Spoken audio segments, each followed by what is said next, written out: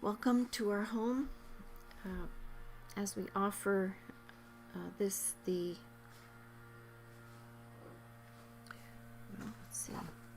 it's Yom Hashoah today, so it's the Yud Aleph, the 11th day of counting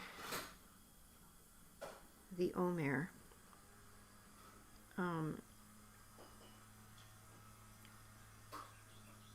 And you know, this is a day of in Israel,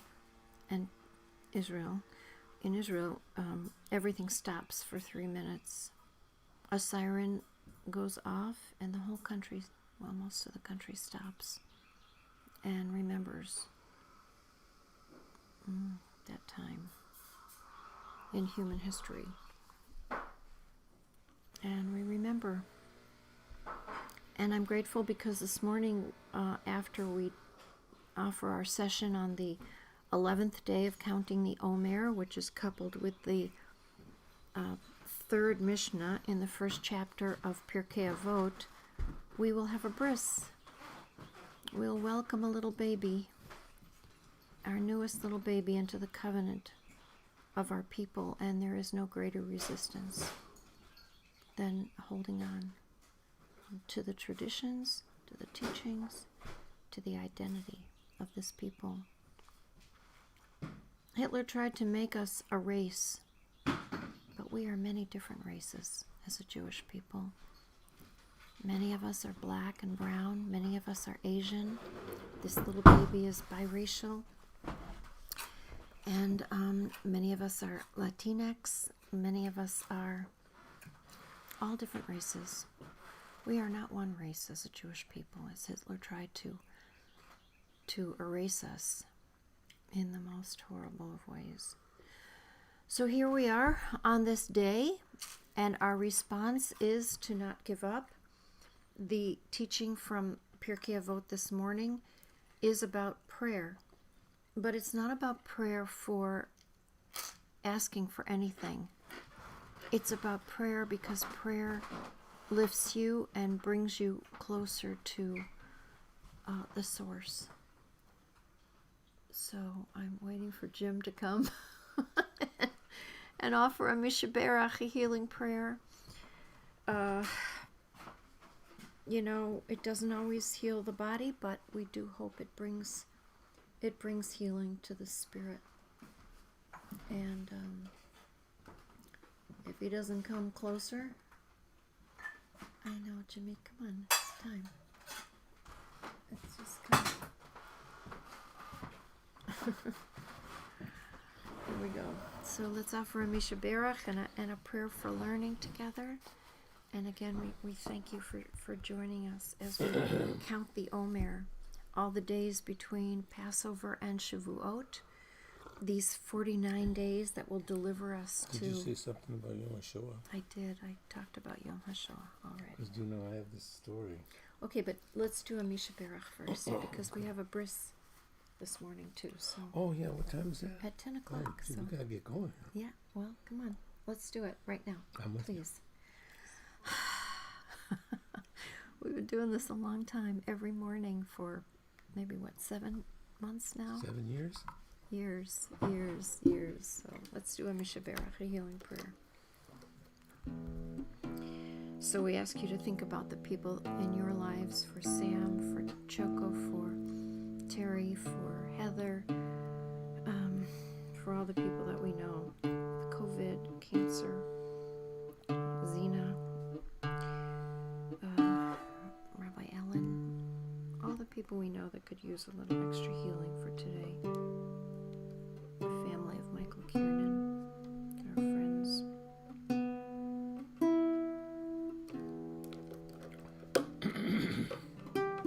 And now we're going to offer this Mishaberach, a healing prayer.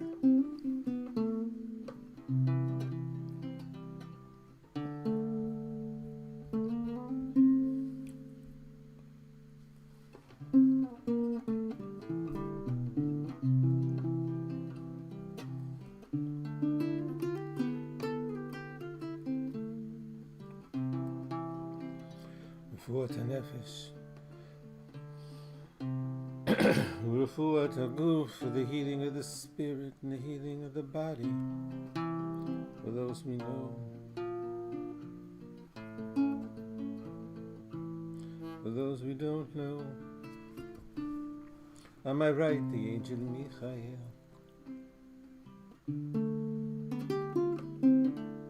On my left, the angel Gabriel. In front of me, the angel Uriel. Angels, angels. Behind me, the angel Raphael. Above my head, above my head, above my head, above my head. Shekhinah Te'el.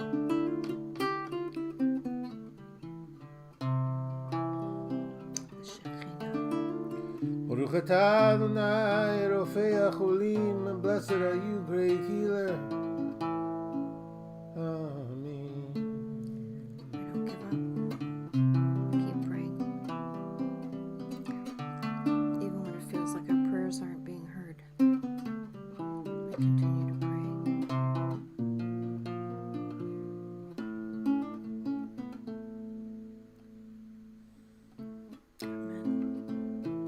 And for learning. And for learning. And for learning. You know, learning didn't save us during World War II. Learning didn't save us during the Shoah. But it did carry us through.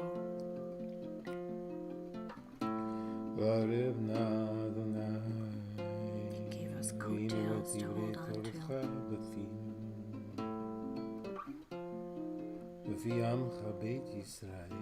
Blessed, blessed. Make the words of your teaching pleasant on our lips, No lips matter of how all you were being those treated. who come into our screens, Learning. so we can spend a time in learning for pleasure and for its implications in our lives and for its cleansing nature, its purification from all that we carry in our body, in our soul, Yeah. the heavy load that we carry.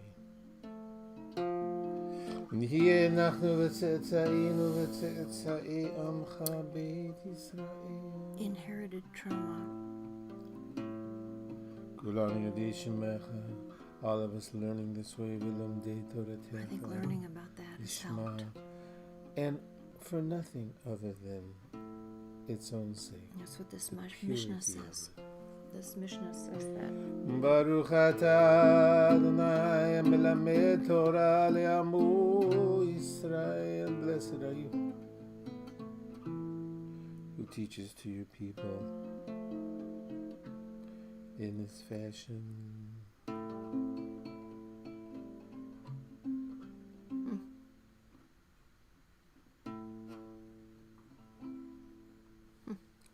Beautiful. So this third Mishnah in chapter 1 of Pirkei Avot says it's in the name of Antigonos, Ish Socho Kibel Mishimon Hatzadik. So Antigonus of Socho receives this tradition from Shimon the righteous. He used to say, Hu Haya Omer. A lot of these begin that way. He used to say, be not like servants who serve, their higher power for the sake of receiving a reward. Rather, be like servants, worshipers, servants, those who do their work with holiness, who serve their higher power not for the sake of receiving a reward. And again, there's three things again. Remember, the first Mishnah was be prudent in judgment, raise up many disciples, make a fence around the Torah. The second Mishnah was on three things. Does the world stand? On Torah, on temple service, right? On worship, making holy everything you do, and on deeds of loving kindness. And this one also has its threes. Don't be like those who serve or who pray for material gain. Don't be, but be like servants To who receive a you know, prize. just pray, right? Why? 3, for the sake of heaven, the awe of heaven that becomes upon you when you dare to shout out to the universe. When you know, Elie Wiesel, it's Yom HaShoah, right? Elie Wiesel says, you know, he never stopped believing in God. He just stopped talking to God. And finally, after 50 years, he wrote that beautiful letter in the New York Times where he spoke. He finally talked to God. And, you know, it was, you know, it was telling because, you know, he really suffered. He wrote about his suffering. He wrote about the horrors of the Holocaust. And he wrote about how surviving in many ways was worse than not surviving because you lived with, you know, the horror of what happened and the horror of losing people in such awful ways. And you lived with the guilt of surviving. You lived with the trauma. So that's what it was. But, you know, this third part of this Mishnah, let the awe of heaven be upon you. Let only, so that this having a relationship with your higher power and the prospect of a dialogue with transcendence is independent of any material wish, any material gain, even any material release from suffering. Just to be in awe, right? To live in that awe, to have that authentic relationship with your higher power. Amen. Is, I think, what this third Mishnah of chapter 1 is about.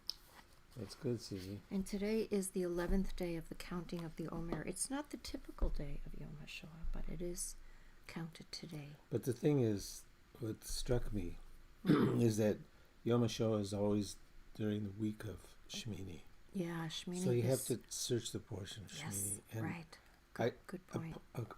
A story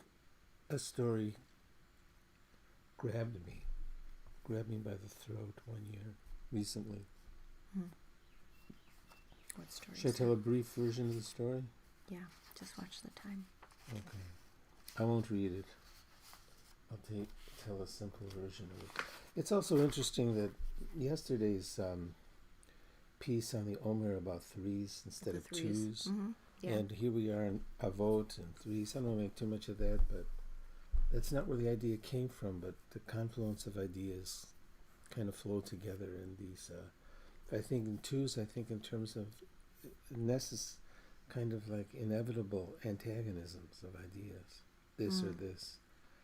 When I start to think in threes, I have to acquire the patience to wait for the synthesis, you know. Mm-hmm.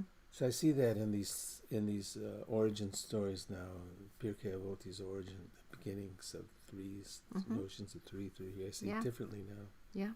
Yeah. So here we are in the second set. In the Sfirot are given in threes too, the energies, the elementals. We have two sets of 3 and 1. So we're in the second set of 3 today. Always in threes though. Mm-hmm. So the story has to do with, I don't know if I should tell the story. It could get away from me and then, oh my God, I'll have to answer for it forever. Just do it. Well, I'll abbreviate it. Okay. I was asked to do a funeral for people who came into town. They had nobody here. Everybody had left town. But the matriarch, the mother of the person I dealt with, her mother had died, and she had wanted to be buried here in St. Louis, where we live. And they had a plot and all this. So everybody had to come in from somewhere else. Nobody lived here. Nobody in the family. They had all moved on. But there were 3 generations that came, you know. There was the daughter, there was the daughter's daughter, and the daughter's daughter had a kid. There was a great-grandchild. So there I am. So, you know, we're talking 4 generations. We're in the room here that we're talking. So the woman, the mother who had the daughter, excuse me, of the matriarch who was being buried, she told me a story. She said, she told me a story about her mother, and she described to me that her mother, a scene that her mother often talked about. Her mother was in the selection line at Auschwitz, and the dreaded Mengele was standing at the head of the line making the selection, and what was most chilling, on the daughter's account to me, that her mother had talked to her about often, was the daughter communicated to me a gesture that Mengele made in the selection, that her mother made the gesture, and her daughter showed the gesture to me. This one lives, this one dies, this one lives, this one dies. And that nonverbal was just chilling to me. And it was a simple gesture. It was obscene, its simplicity and obdurate kind of judgment. This picture of Mengele making gestures just got in my head and put this ghastly picture in my mind. So I was reading, that year I was reading the portion of this week, Shmini, that the Yom Hashoah is always remembered during that week, that meaning. And in the portion, there's a story about the sons of Aaron, 2 who die from strange fire, 2 who remain. And the word that's used in the Torah is remain, hanotarim. And some of the translations just describe it as the survivors. Elazar and Itamar. They're the ones who are left over. And it also describes that what's left over of the offering in the same verse. It's used twice. Left over. So if you read a translation, you might read the word survivors. These are the survivors. And in English, the word is so inadequate. Plus, I recalled our beloved Dr. P, who every time you asked him, how you doing, Dr. P? He would say, surviving, in 3 kind of sing-song syllables. Right. And, Dr. P walked out of Berlin before the war in Kindertransport, and so when he said that, it was like, if not for this, if not for that, and you recognized in his response something large and encompassing, And if not for this, if not for that, I would not have survived. And with a bow to those who didn't. So who gets through the fire? And it's complex, in our language, the complex relation between fire and this horror. And the controversy over the use of language that we use, why we settled on Shoah instead of the fire language of Leviticus. A complete destruction instead of this language that's connected to our offerings and religious context, even a temple context.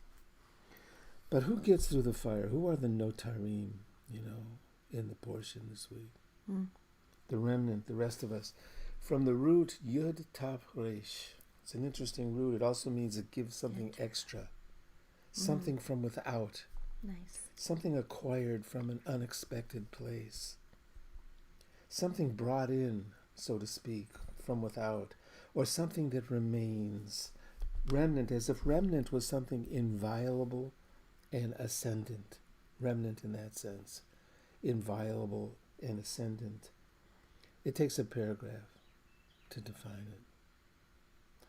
Hanotarim, the year I told the story, I realized that it had a necessity that transcended surviving. Yeah.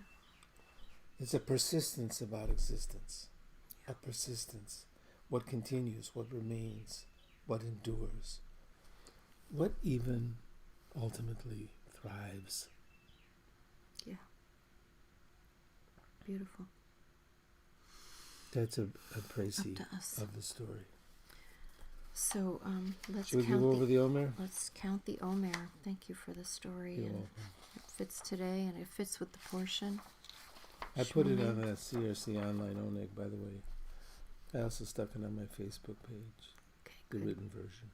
So that's good. Get up with confidence, 2, in the second week of the counting, the 11th day, correct? Yes. Netzach, within Gevura. Here's the key. Chesed, love.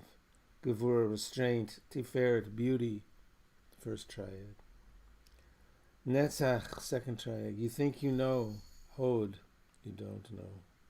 Yesod, foundation in the body.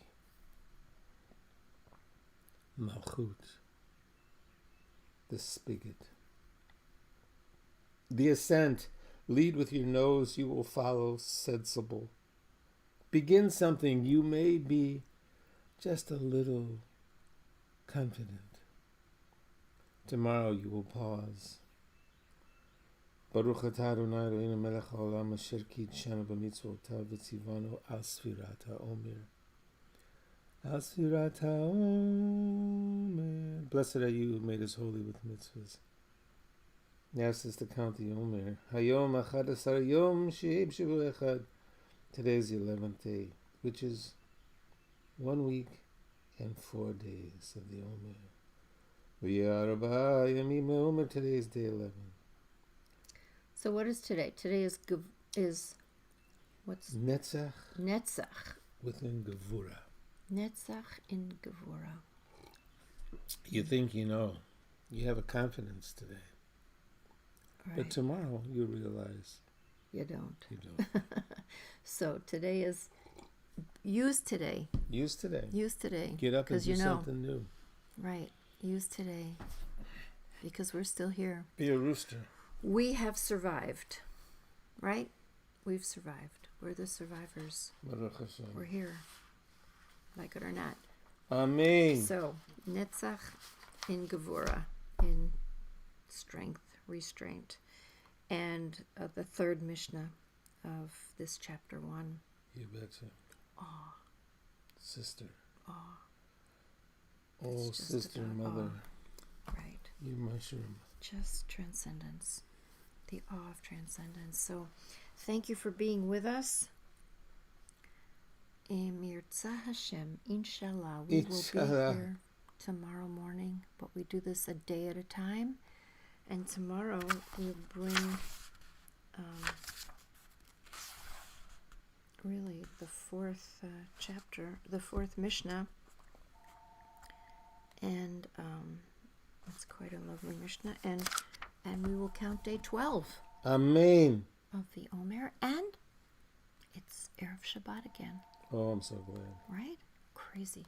Crazy. So thanks for being with us. We hope you all have a good day, a day of light, a day of lift, a day of gratitude, that we are here, that we can survive, but also in awe of what human beings are capable of doing to each other.